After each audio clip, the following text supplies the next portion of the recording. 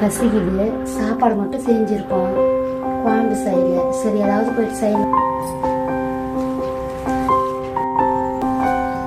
ஃப்ரிட்ஜில் ஒன்றுமே இல்லையே, தக்காளி கூட காலி ஆகிட்டு. ஏதோ ஒன்று செஞ்சு சாப்பிடலாம்.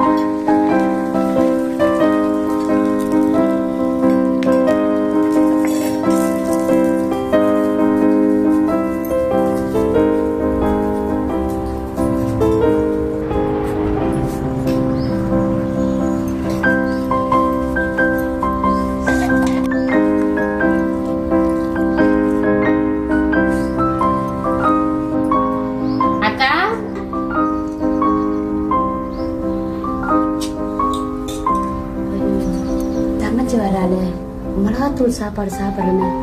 வச்சிடலாம்.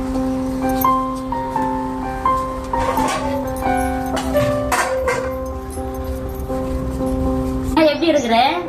ஆமா அஞ்சலி, உக்காருமா, தண்ணி எடுத்துன்னு வரேன். சரிக்கா.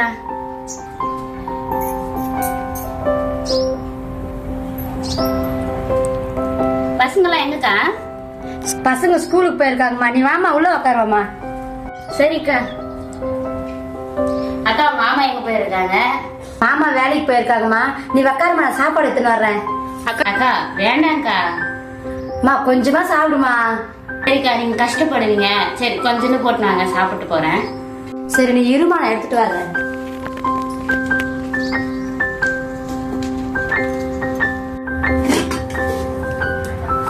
நம்ம வெறும் சாப்பாடு தான் செஞ்சோம்.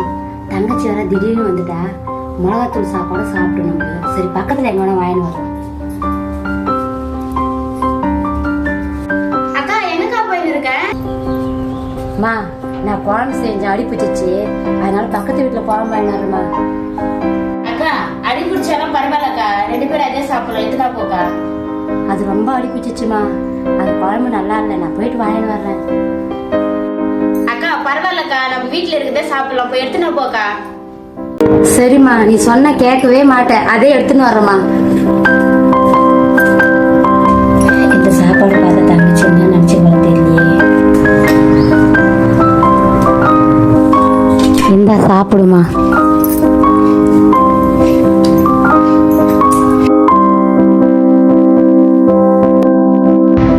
நீ எப்போ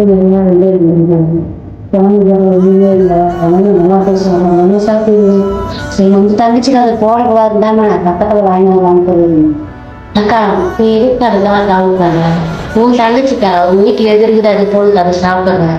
எதுக்காக நீங்க பக்கத்து வீட்டுல கையாண்ட கஷ்டம்.